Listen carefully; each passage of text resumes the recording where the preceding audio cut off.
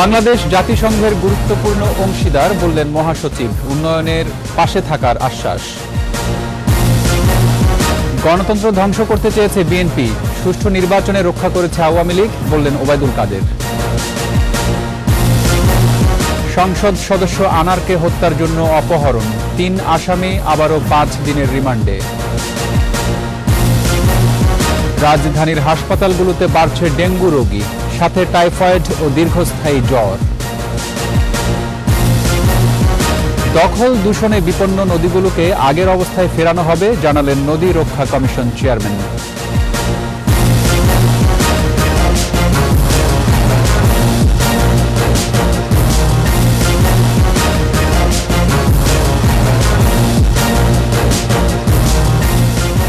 শুনছিলেন first security ইসলামী bank PLC সংবাদ শিরোনাম।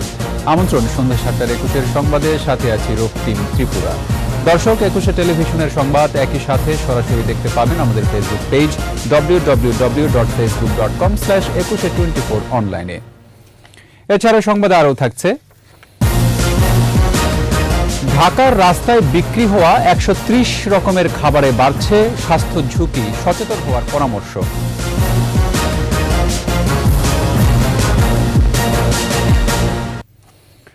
আন্তর্জাতিক শান্তি ও নিরাপত্তা, টেকসই উন্নয়ন, জলবায়ুর পরিবর্তন মোকাবেলা সহ জাতিসংঘের অনেক কর্মযজ্ঞে অবদান রাখায় বাংলাদেশকে গুরুত্বপূর্ণ অংশীদার মনে করে জাতিসংঘ। এসব কথা বলেছেন জাতিসংঘের মহাসচিব অ্যান্তোনিও গুতেরেস। নিউ ইয়র্কে জাতিসংঘের সদর দপ্তরে সফররত পররাষ্ট্রমন্ত্রীর সাথে বৈঠকে এসব কথা বলেন তিনি। পররাষ্ট্র মন্ত্রণালয়ের বিজ্ঞপ্তিতে জানানো হয়েছে, রাখাইনে তরুণ রোহিঙ্গাদের জোরপূর্বক মিয়ানমার সেনাবাহিনীতে নিয়োগে উদ্বেগ প্রকাশ করেছেন গুতেরেস। নিম্ন আয়ের দেশ থেকে উত্তরণের চ্যালেঞ্জ মোকাবেলায় সহায়তা চাইলে মহাসচিব বলেন, বাংলাদেশের অবদানের জন্য পুরস্কৃত করা উচিত। সে সময় সংস্থাটির সাথে যোগদানের অর্ধশতক পূর্তিতে বাংলাদেশ সফরের আমন্ত্রণও জানান পররাষ্ট্রমন্ত্রী ড. হাসান মাহমুদ।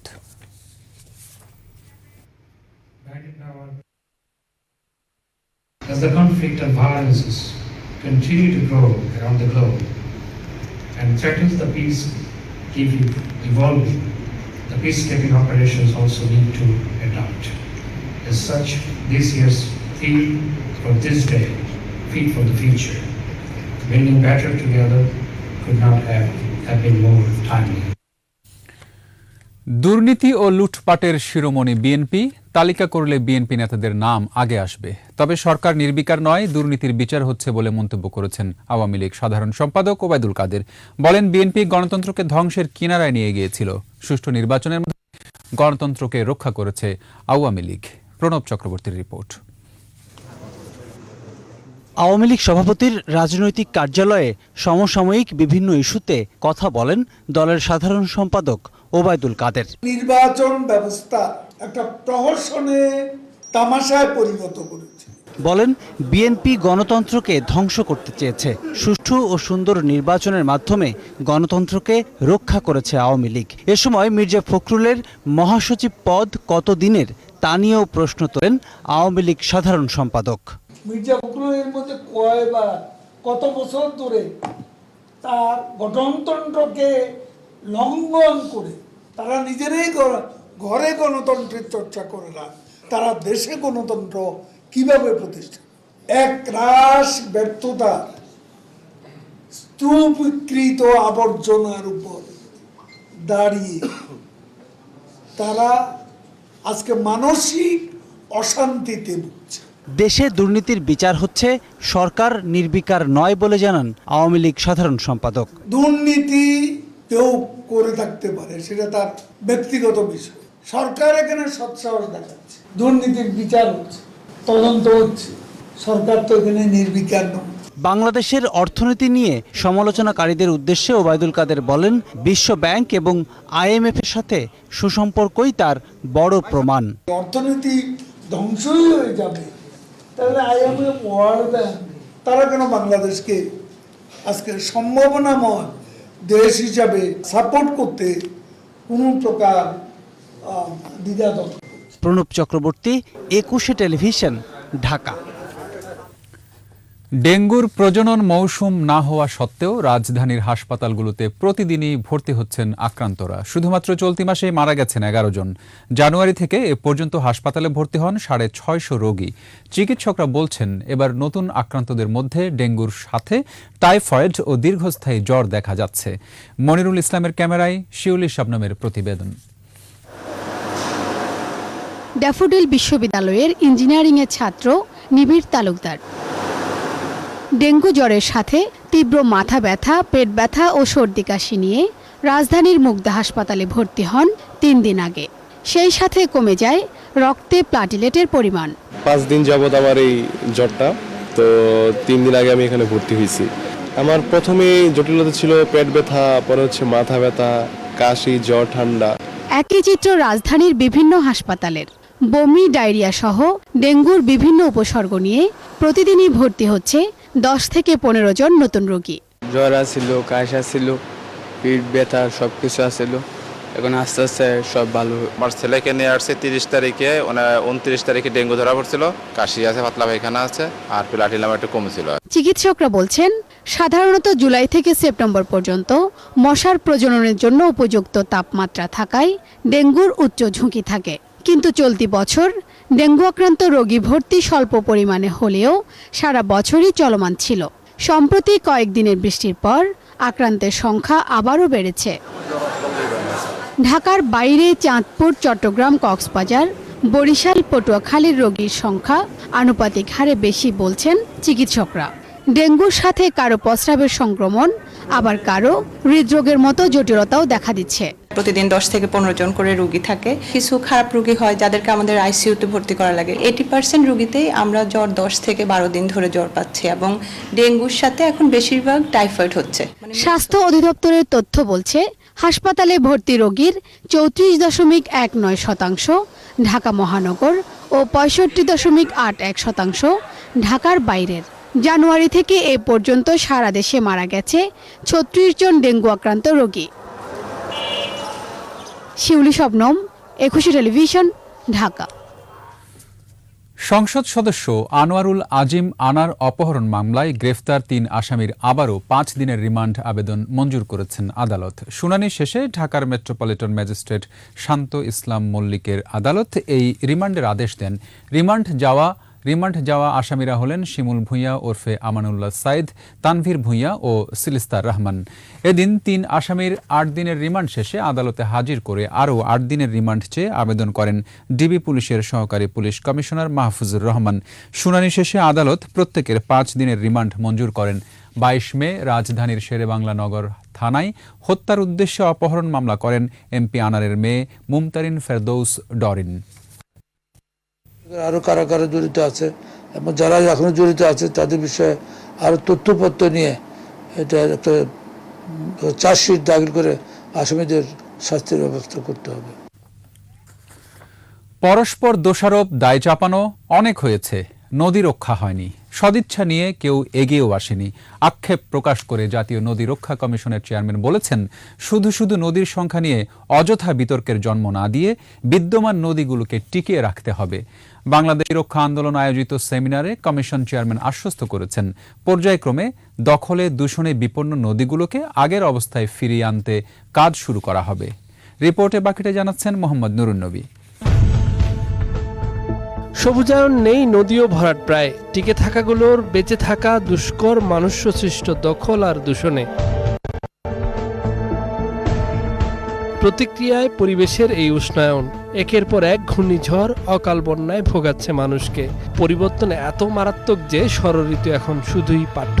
বাস্তবতা হলো, বৃষ্টির সময় বৃষ্টি নেই, ঠান্ডার সময় থাকে গরম। জলবায়ুর এই বৈরিতায় বৈশ্বিক পরিমণ্ডল অনেকাংশে দায়ী। স্থানীয়ভাবে আমরাও কম দায়ী নই। সেমিনারে বক্তারা একমত হলেন, নদ নদী ও প্রকৃতিকে তার মতো চলতে দিতে হবে। এই ব্রহ্মপুত্র সুদূর চীন দেশের তিব্বত থেকে এসে আজকে বাংলাদেশের চিনমারি হয়ে বিভিন্ন জেলা হয়ে মাইমিনসিং হয়ে বুক চিরে চলে গেছে। আজকে আমরা এটা দেখতেছি, দখল করতেছে, কিছু বলতে পারতেছি না। আমরা ইটিপি প্ল্যান আমরা বিভিন্ন প্রতিষ্ঠানগুলোতে দেখছি, কিন্তু সত্যিকার অর্থে কার্যকরী হচ্ছে না। তার তদারকির যারা দায়িত্বশীল তারা ঠিকমতো তদারকি করছে না। স্মার্ট বাংলাদেশ করতে চাই, তার দেশের নদীগুলোকে প্রাণ ফেরাতে হবে, নাব্যত আনতে হবে। প্রায় প্রত্যেকটি সভ্যতা গড়ে ওঠে নদীকে কেন্দ্র করে। নদী মরে গেলে কিছুই অবশিষ্ট থাকে না। দেশকে বাঁচাতে তাই নদীকে রক্ষার কথা বললেন জাতীয় নদী রক্ষা কমিশনের চেয়ারম্যান। আপনি বলেন আমাদের অনেক অবহেলা ছিল, আমরা বৈরী আচরণ করেছি প্রকৃতির সাথে, নদীর সাথে, তাই আজকে কিন্তু প্রকৃতি তার রিটার্ন দিচ্ছে, আমাদের সাথে বৈরী আচরণ করছে। কিভাবে উষ্ণতা বেড়ে গেছে দেখেন। আমরা অনেক ব্লেম গেম করেছি, একে ওকে দোষ দিয়েছি, ওর দায়ী এ দায়ী, কিন্তু ঘটনা তো ঘটে যাচ্ছে, ঘটে গেছে অনেক খারাপ জিনিস। আমাদেরকে করতে রেস্টোরেশনের কাজে যেতে হবে, যাতে করে পুনরায় আমরা কিছুটা হলেও ফেরত নিয়ে আসতে পারি, সেজন্য গবেষণা হওয়া দরকার। শুধু আইন করেই হবে না, সুবিধাবাদীরা সবখানেই আছে। নদী রক্ষায় কৌশল বদল না করলে সুফল মিলবে না। কমিশনের আইনি বল আর জনবল অনেক কম থাকলেও সম্মিলিত প্রচেষ্টার সাথে থাকবে কমিশন। আস্তে আস্তে সব নদী নিয়ে কাজ শুরু হবে, একেবারে সবগুলো শুরু করা যাবে না, আমাদের সম্পদের সীমাবদ্ধতা আছে। যে এখন আর যেন এখান থেকে আর নিচে নেমে না দেয়, যে লেভেলে আছে। আমরা এই যে সোশ্যাল রেসপন্সিবিলিটি, কালেকটিভ রেসপন্সিবিলিটি জায়গা থেকে আমরা কিন্তু সেই ধরনের আচরণ করতে পারছি। শুধু বিদেশ নির্ভরতা নদীকে সুরক্ষা দেবে না, দর কষাকষির সক্ষমতা না বাড়ালে প্রতিবেশী দেশের কাছ থেকে পানির ন্যায্য হিস্সা পাওয়া সহজ হবে না বলেও জানান জাতীয় নদী রক্ষা কমিশনের ৫ম এই চেয়ারম্যান। মোহাম্মদ নুরুন নবী, ২১শে টেলিভিশন, ঢাকা। ঢাকার রাস্তায় বিক্রি হচ্ছে ১৩০ রকমের খাবার। খোলা আকাশের নিচে বিক্রি হওয়া এসব খাবার মুখরোচক হলেও অস্বাস্থ্যকর পরিবেশে তৈরি, ফলে জটিল রোগও সৃষ্টি করছে রাস্তার খাবারগুলো। ২১শে স্পেশালে স্ট্রিট ফুড নিয়ে সবিতা চিরানের ২ পর্বের প্রতিবেদনের আজ প্রথম পর্ব। ক্যামেরায় ছিলেন ইয়াকুব হোসেন লিটন।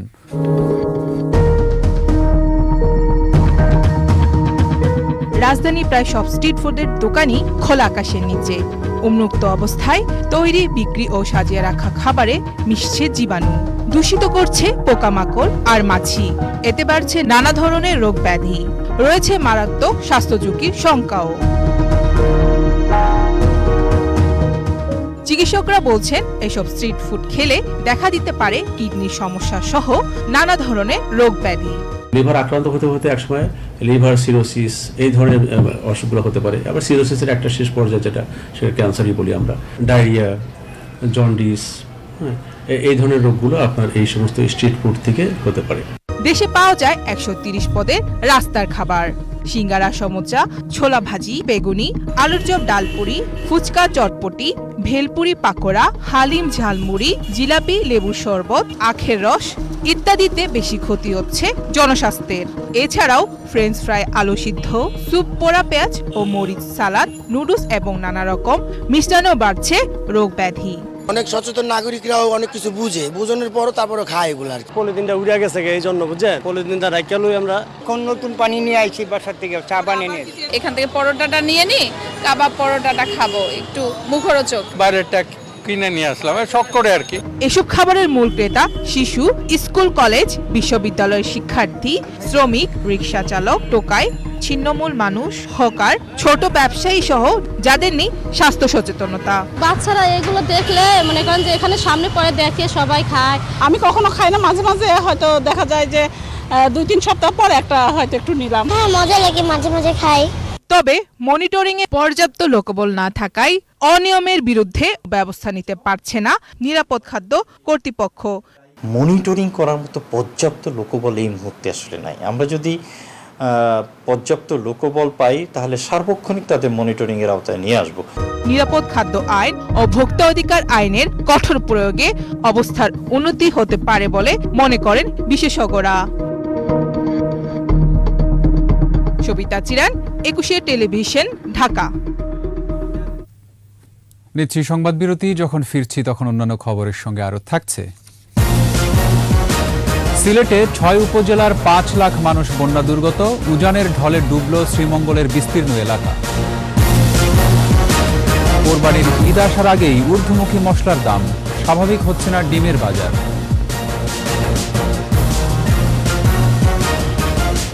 আমন্ত্রণ আবারও সন্ধ্যা ৭টার ২১-এর সংবাদ। সিলেটে বন্যা পরিস্থিতির অবনতি হয়েছে। নতুন করে বন্যার কবলিত হয়েছে আরও 2 উপজেলা। পানিবন্দী হয়ে পড়েছেন 6 উপজেলার 42 ইউনিয়নের 5 লাখেরও বেশি মানুষ। শহরেও পানি ঢুকতে শুরু করেছে। এদিকে উজানের ঢলে বন্যার কবলে পড়েছে মৌলভীবাজারের 2 উপজেলা। প্রতিনিধিদের সহায়তায় রিপোর্ট করছেন খুরশিদ আলম মুকুল। উজান থেকে নেমে আসা প্রবল ঢলে আগেই বন্যার কবলে পড়ে সিলেটের গোয়াইনঘাট, জৈন্তপুর, কোম্পানিগঞ্জ ও কানাইঘাটের বিস্তীর্ণ এলাকা। পানির নিচে ডুবে যায় সড়ক ও ফসলি জমি। একদিনের ব্যবধানে উজানে পানি কমলেও বেড়েছে নিম্নাঞ্চলে। নতুন করে কুশিয়ারা অববাহিকার জনপদ জকিগঞ্জ ও বিয়ানীবাজার উপজেলার কয়েকটি ইউনিয়ন প্লাবিত হয়েছে। তামাবিল হাই রোড বাদে আর সব রোড এখনো পানির মুড়ে আছে। এসব উপজেলার 42টি ইউনিয়নের 5 লাখের বেশি মানুষ এখন বন্যা দুর্গত। সিলেট সালুটিকর, গোয়াইনঘাট এবং হরিপুর গাছবাড়ি সড়ক পানিতে তলিয়ে যাওয়ায় ব্যাহত হচ্ছে যোগাযোগ। পানি ডুবাই লাইছে, মানুষ যাতায়াত করতে পারেন না। এখন কানাইঘাটেও মানুষ নৌকা দিয়ে যাতায়াত করে। একদিনের মধ্যে মানে আসিয়া এই রাস্তাটা তোলাই গেছে। বন্যার পানি ঢুকতে শুরু করেছে সিলেট নগরীতেও। নগরীর তালতলা এলাকায় ফায়ার সার্ভিস স্টেশন সহ কয়েকটি সরকারি অফিস ও মার্কেটে পানি ঢুকেছে। রাস্তাঘাট, পাকা সড়ক যান চলাচলের অনুপযোগী হয়েছে। পানির স্রোতে ভেঙে গিয়ে বিশাল গর্ত তৈরি হয়েছে। সেগুলো দ্রুততম সময়ের মধ্যে মেরামতের জন্য আমরা স্থানীয় সরকার বিভাগের উপজেলা প্রকৌশলী, এলজিডি প্রকৌশলী, তাকে নির্দেশ দেওয়া হয়েছে। কুশিয়ারার পানি অমলশীত ও শেওলা পয়েন্টে, সুরমার কানাইঘাট এবং সারিগোয়াইন নদীর পানি সারিঘাট পয়েন্টে বিপদসীমার উপর দিয়ে বইছে। বন্যা কবলিতদের জন্য খোলা হয়েছে 547টি আশ্রয় কেন্দ্র। আশ্রয় নিয়েছেন 8,800 জন। এদিকে বৃষ্টি ও উজানের ঢলে মৌলভীবাজারে বিভিন্ন ধরায় পানি বেড়েছে। প্লাবিত হয়েছে শ্রীমঙ্গলের সবুজবাগ ও রূপপুর সহ বিভিন্ন এলাকা। দুর্ভোগে পানিবন্দী কয়েক হাজার বাসিন্দা। পত্র এলাকার মানুষ খুবই ক্ষতিগ্রস্ত হয়েছে, দেখার মতো কেউ নেই। খুরশিদ আলম মুকুল, 21 টেলিভিশন। কোরবানির ঈদ আসার আগেই বেড়েছে প্রায় সব ধরনের মশলার দাম। এখনও স্বাভাবিক হয়নি ডিমের বাজার।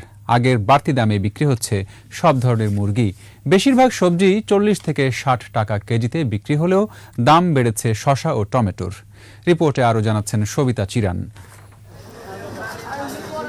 জমজমাট ছুটির দিনের বাজার অন্য দিনের তুলনায় ভিড় স্বাভাবিকভাবেই বেশি। আগের সপ্তাহের মতোই এ সপ্তাহেও মশলার বাজার গরম। ঈদের আগে বেড়েছে বেশিরভাগ মশলার দর। 650 টাকার জিরা এখন 750 থেকে 780, এলাচ 3,500 টাকায় বিক্রি হচ্ছে। যে জিরা ছিল 650, এখন 750, 780 টাকা। যে এলাচ ছিল 2200-2300 টাকা, বর্তমানে 3500 টাকা। যে গোলমরিচ ছিল 700, এখন 900 টাকা। যে লবঙ্গ ছিল 1200-1300, এখন 1500 টাকা। এখনো কমেনি পেঁয়াজের ঝাঁজ। দেশি আদা 220 টাকা আর চায়না আদা 240 টাকায় বিক্রি হচ্ছে। কাঁচামরিচের দাম উঠেছে 180 থেকে 200 টাকায়। ঈদের বাকি আর মাত্র 14-15 দিন।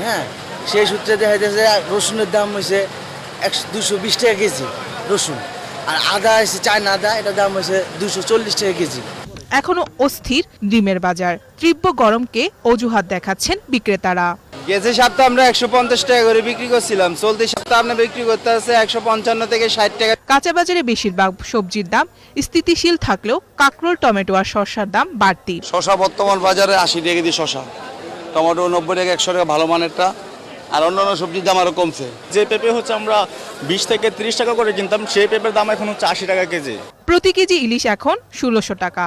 এছাড়া অন্যান্য মাছের দরও কিছুটা বাড়তি। আমরা মধ্যবিত্ত যাই পারছি নিয়েছি, কিন্তু আমার কাছে মনে হচ্ছে দামটা অনেক বেশি আর কি। প্রতি কেজি গরু মাংস 750 আর খাসির মাংস বিক্রি হচ্ছে 1200 টাকায়। সবিতা চিরান, 21 টেলিভিশন, ঢাকা। ঈদুল আজহা সামনে রেখে চট্টগ্রামের 15টি উপজেলায় 8.5 লাখ গবাদি পশু কোরবানির জন্য প্রস্তুত করা হয়েছে। ফলে এবারও চট্টগ্রামে গবাদি পশুর সংকট হবে না বলে জানিয়েছেন প্রাণী সম্পদ কর্মকর্তারা। বিদেশ থেকে পশু আমদানি বন্ধ থাকায় এবারও ভালো দাম পাওয়ার আশা খামারিদের। চট্টগ্রাম থেকে হাসান ফেরদৌসের রিপোর্ট, জানাচ্ছেন সমর ইসলাম। জেলা প্রাণী সম্পদ বিভাগের তথ্য অনুযায়ী চট্টগ্রামে প্রায় 12,000 খামারে এবছর কুরবানির উপযোগী গবাদি পশু রয়েছে 8,52,259টি। চাহিদা রয়েছে 8,85,765টি। চাহিদার তুলনায় 33,406টি ঘাটতি থাকলেও আশপাশের জেলা থেকে এর যোগান আসবে বলে জানায় প্রাণী সম্পদ বিভাগ। চাহিদা মোতাবেক আমরা অত্র থানাধীন খামারগুলি থেকে আমরা মোটামুটি 70% উপরে আমরা ওভারকাম করতে পারবো। আর পাশাপাশি যতটুকু শর্ট থাকবে আশেপাশে জেলা অথবা উপজেলা থেকে এসে শহরের এই চাহিদাটা পূরণ করতে সক্ষম হবে। এদিকে বিদেশ থেকে আমদানি বন্ধ থাকায় এবারও কুরবানির পশুর ভালো দাম পাওয়ার আশা করছেন খামারিরা। এবারের প্রস্তুতি আমাদের ভালো। আমরা গত বছর প্রায় 100টার মতো সেল করেছি। এবার আশা করি 150 আমাদের টার্গেট আছে। কিছু গরু আছে এগুলো হচ্ছে ছোট রেঞ্জের, আর ফার্মে যেগুলো দেখছেন এগুলো হচ্ছে বড় রেঞ্জের গরু। তো আমাদের হচ্ছে মিনিমাম প্রাইস আমরা হচ্ছে 1 লাখ থেকে শুরু করতেছি আর কি। গবাদি পশুর উৎপাদন বাড়াতে খামারিদের সব ধরনের সহায়তা দেওয়ার কথা জানায় প্রাণী সম্পদ বিভাগ। এর ফলে কোরবানির পরও দেশে এবার 22 লাখের বেশি পশু উদ্বৃত্ত থাকবে। গত বছরের ভিত্তিতে যদি হিসাব করি তাহলে সর্বোচ্চ 1,07,00,000 পশুর প্রয়োজন হবে। তাতে আমাদের উদ্বৃত্ত আছে, সেই উদ্বৃত্তটা আমি বলবো যে কোরবানির পরে অনেকগুলো পর্ব থাকে, সেখানেও পশুর প্রয়োজন। সুতরাং কোরবানির বাজারে যে পশু থাকবে, আমাদের যে চাহিদা সেটা একেবারে কাছাকাছি। সেজন্য আমাদের দেশের বাহির থেকে কোনো পশু আমদানি করার প্রয়োজন নেই, সেটা দৃঢ়তার সাথে আমরা বলেছি। ক্ষুদ্র ও মাঝারি খামারিদের জন্য মানসম্মত খাদ্য ও ওষুধ সহজলভ্য হলে গবাদি পশু দেশের চাহিদা মিটিয়ে রপ্তানি করা সম্ভব বলে মনে করেন বিশেষজ্ঞরা। সমর ইসলাম, 21 টেলিভিশন। আমাদের নিয়মিত আয়োজন জনদুর্ভোগ।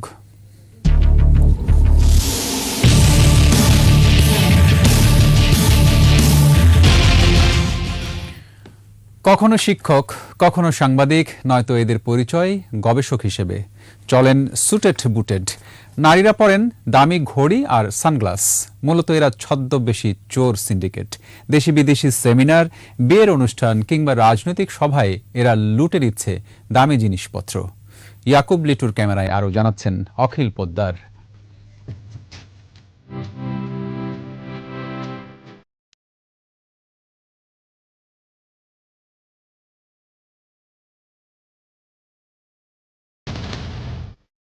রাজধানীতে চলছে আন্তর্জাতিক সেমিনার, যেখানে উপস্থিত দেশি বিদেশি অতিথিবৃন্দ। এখানেই চুরি যায় এক বিদেশিনীর মোবাইল ফোন সহ ভ্যানিটি ব্যাগ। ঠিক তার পেছনের সারি থেকে পাওয়া যায় আরেক সাংবাদিকের আইফোন। একদিনের জন্য প্রশিক্ষণ এসেছিলাম, অনেকের সঙ্গে পরিচয় ঘটেছে, কিন্তু যাকে বিশ্বাস করলাম সে কিনা আমার মোবাইলটা নিয়ে সটকে পড়লো। আমার মোবাইল ও পার্সে অনেক মূল্যবান কিছু ছিল। চুরি যাওয়ায় আমার অনেক ক্ষতি হয়ে গেল। আমার পাশে এক বৃদ্ধ মহিলা, মানে বুঝেই যাব না যে সে যে এইরকম একটা সিন্ডিকেটের সদস্য। খাওয়া দাওয়ার পরে আমি হাত ধুইতে গেছি, আইসা দেখি বৃদ্ধ মহিলাও নাই এবং আমার মোবাইলটাও নাই। সাথে সাথে থানায় গেলাম, জিডি করলাম।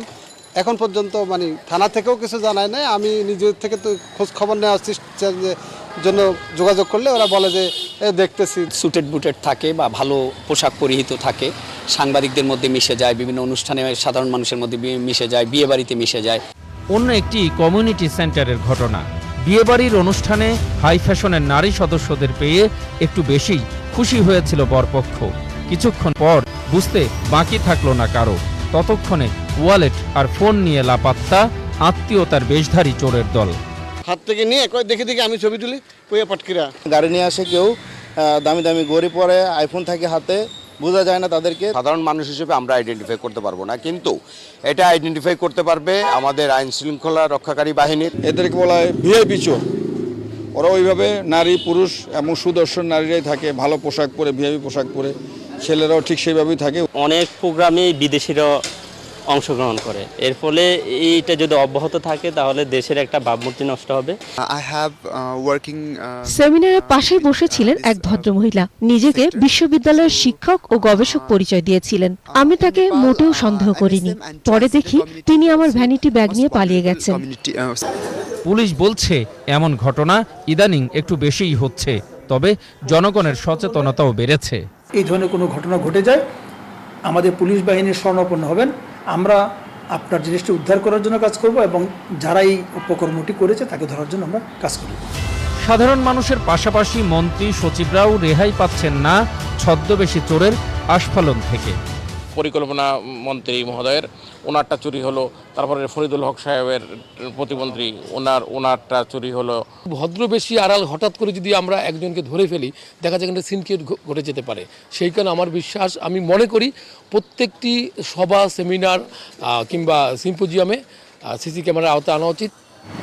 মিন্টু রোড ডিবি অফিস কিংবা সংশ্লিষ্ট থানায় প্রতিদিন শত শত মানুষ ভিড় জমান, যাদের মোবাইল, দামি পার্স কিংবা গচ্ছিত জিনিসপত্র খোয়া গেছে জন্মদিন, বিয়েবাড়ি কিংবা সেমিনারে। প্রিয় দর্শক, আপনার চারপাশে নানা সমস্যা আর ভোগান্তির চিত্র তুলে ধরবে 21শে টেলিভিশন। এসব তথ্য জানাতে ফোন করুন, এই নম্বরে পৌঁছে যাব আমি অখিল পোদ্দার। আর 21শে টেলিভিশনের ক্যামেরা আপনাদের দুর্ভোগ দুর্দশায় সবসময় পাশে আছে। 21শে টেলিভিশন। সংবাদ বিরতি, যখন ফিরছি তখন অন্যান্য খবরের সঙ্গে আরো থাকছে। রোহিঙ্গা প্রত্যাবাসন না হলে কক্সবাজার আন্তর্জাতিক সন্ত্রাসীদের হাব হতে পারে, আশঙ্কা স্বরাষ্ট্রমন্ত্রীর। তথ্য গোপন অভিযোগের মামলায় দোষী সাব্যস্ত ট্রাম্প। আমন্ত্রণ আবারও সন্ধ্যা 7টার 21-এর সংবাদে। মিয়ানমার থেকে বিতাড়িত কক্সবাজারে আশ্রিত রোহিঙ্গাদের নিয়ে আশঙ্কার কথা জানিয়েছেন স্বরাষ্ট্রমন্ত্রী আসাদুজ্জামান খান কামাল। বলেছেন, দ্রুত সময়ের মধ্যে রোহিঙ্গাদের ফেরত পাঠানো না গেলে এখানে আন্তর্জাতিক সন্ত্রাসীদের হাব তৈরি হতে পারে। কক্সবাজারের উখিয়ার রোহিঙ্গা ক্যাম্প পরিদর্শনের সময় স্বরাষ্ট্রমন্ত্রী আসাদুজ্জামান খান কামাল এসব কথা বলেন। সকাল 11টার দিকে উখিয়ার 19 নম্বর ঘোনারপাড়া রোহিঙ্গা ক্যাম্পের এপিবিএন কার্যালয়ে আসেন স্বরাষ্ট্রমন্ত্রী। পরে সাংবাদিকদের বলেন, রোহিঙ্গা প্রত্যাবাসন দীর্ঘায়িত হলে কক্সবাজারে অস্ত্রের ঝনঝনানি ও অস্থিরতা তৈরি হতে পারে। এরই মধ্যে কিছু কিছু আলামতও দেখা গেছে। স্বরাষ্ট্রমন্ত্রী আরও বলেন, এখনই ক্যাম্পের কিছু সংখ্যক রোহিঙ্গা মাদক চোরাচালানের সাথে জড়িয়ে গেছে, তাদের চিহ্নিত করার চেষ্টা চলছে। অনেক আগে থেকে বলে আসছিলাম যে এদেরকে তাড়াতাড়ি যদি আমরা রিপাট্রিয়েট না করতে পারি, এখানে অস্ত্র রাখবে, এখানে ইন্টারন্যাশনাল টেরোরিস্টদের একটা হাব হয়ে যেতে পারে, আর এখানে অস্ত্র ঝঞ্ঝানি হতে পারে, অনেক কিছু হতে পারে। সেই হতে পারার মধ্যে কিছু কিছু আমরা আলামত আমরা দেখছি। সবচেয়ে বড় ভয়ের ব্যাপারটা হলো আমাদের, যেটা আমরা সবসময় ভয় করে আসছি, আমাদের দেশ কোনো ড্রাগ তৈরি করে, কিন্তু সেখান থেকে ড্রাগ আসতো এবং এই ক্যাম্পের কিছু সংখ্যক লোকের সঙ্গে জড়িত। তার কাটার বেড়া দিয়ে ভূখণ্ড আলাদা করা হলেও বাংলা সংস্কৃতিকে দ্বিখণ্ডিত করা যাবে না। বাংলা সাংস্কৃতিক বলয়ের ঢাকা সংসদের প্রথম দ্বিবার্ষিক সম্মেলনে যোগ দিয়ে প্রধান অতিথির বক্তব্যে 21শে টেলিভিশনের প্রধান নির্বাহী ও সাংস্কৃতিক ব্যক্তিত্ব পীযূষ বন্দ্যোপাধ্যায় এ কথা বলেন। সে সময় তিনি আরও বলেন, একসময় এই দেশে রবীন্দ্রনাথ চর্চা নিষিদ্ধ করার অপচেষ্টা করা হয়েছিল, কিন্তু মানুষের আন্দোলনের ফলে তাদের সে অপচেষ্টা বৃথা যায়। অনুষ্ঠানে বক্তারা বলেন, এই সাংস্কৃতিক বলয়ের মাধ্যমে বাংলার সকল ধরনের সাংস্কৃতিক কর্মকাণ্ডকে এক ছাদের নিচে আনা যাবে। সাপ্তাহিক সাংস্কৃতিক হাটের ফলে বাংলার সংস্কৃতি আরও সমৃদ্ধ হবে বলেও জানান বক্তারা। পূর্ব বাংলার বাঙালিরা যদি বুক টান করে বঙ্গবন্ধু শেখ মুজিবের নেতৃত্বে লড়াই না করত এবং পার্শ্ববর্তী দেশ ভারতবর্ষ যদি আমাদের সহায়তা না করত, তাহলে আজকে যারা আমরা বাংলা সংস্কৃতি, বাংলা বলয় নিয়ে কথা বলছি, এটি আদৌ হতো কিনা আমার সন্দেহ হয়। বাংলাদেশের অজস্র মানুষ এখনো আছে যারা সম্প্রীতিতে বিশ্বাস করে, যারা অসাম্প্রদায়িকতায় বিশ্বাস করে, যারা মানবিকতায় বিশ্বাস করে, সুস্থ সংস্কৃতি চর্চায় বিশ্বাস করে, তারা আপনাদের পাশে আছে এবং তাদেরকে আপনারা পাবেন। নোয়াখালীর সুবর্ণচরের মোহাম্মদপুর ইউনিয়নের 4টি গ্রামের 2500 আবেদনকারী বিদ্যুৎ সংযোগের অপেক্ষায় 5 বছর। তাদের অভিযোগ, পল্লী বিদ্যুৎ পেতে নির্ধারিত টাকার চেয়ে বেশি দেওয়ার পরও মিলছে না কাঙ্ক্ষিত সেবা। 21-এর প্রতিনিধিদের সহায়তায় খুরশিদ আলম মুকুলের রিপোর্ট। সারি সারি বিদ্যুতের খুঁটি, সেই খুঁটিতে টানানো আছে 33 কেভি লাইন, বসানো হয়েছে ট্রান্সফরমারও। বাড়ি, দোকান কিংবা উপাসনালয় সবখানে করা হয়েছে ওয়ারিং, কিন্তু নেই শুধু বিদ্যুৎ। 5 বছর আগে বসত, রান্নাঘর ও ফার্মেসিতে ওয়ারিং করেছেন মোহাম্মদপুর ইউনিয়নের চর নুমান গ্রামের পল্লী চিকিৎসক সোহেল।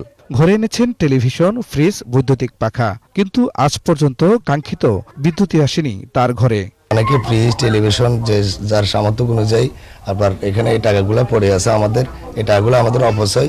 সোহেলের মতো বিদ্যুতের কাজের জন্য নির্ধারিত মূল্যের বাইরে অতিরিক্ত টাকা দিয়েও সেবা পাননি বলে অভিযোগ আবেদনকারীদের। পানির জন্য বিদ্যুতের জন্য ভালো ফসল হচ্ছে না, আমরা বাজারে বিক্রিও করতে পারছি না। প্রত্যেকটা ফ্যামিলি ঘর বাড়িয়ে 10,000, 15,000, 20,000 করে টাকা দিছি। আজকে 2-3 বছর এভাবে পড়ে রয়েছে। কারণ আমরা হয় না, পরে আমরা যার মাধ্যমে আইসি হাতারে কইছি আর হাতে কই ইঞ্জিনিয়ার যেহেতু দাইছে, পরবর্তী ইঞ্জিনিয়ার আর গিয়ে আইসি হিগারও খরচ বছর দিছি। এইভাবে ধরো 4-5 বছর আমরা লাঞ্ছিত। পল্লী বিদ্যুৎ সমিতি দায়ী করছে গাছ কাটা সংক্রান্ত জটিলতাকে। ইতিমধ্যে আমরা বন বিভাগকে চিঠি দিয়েছি, বন বিভাগের সাথে কথাও হয়েছে।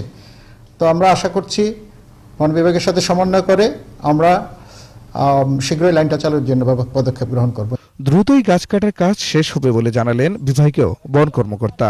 বেশ কিছু গাছ কাটার প্রয়োজন পড়ে, সেগুলো আমরা আইডেন্টিফাই করে আমরা উপজেলা পরিবেশ ও বন উন্নয়ন কমিটি এবং জেলা পরিবেশ ও বন উন্নয়ন কমিটি সেখানে কথা বলেছি এবং বিদ্যুতের সাথে আমরা সেই কাজগুলো সামনে কেন্দ্রের হাতে করার ব্যবস্থা।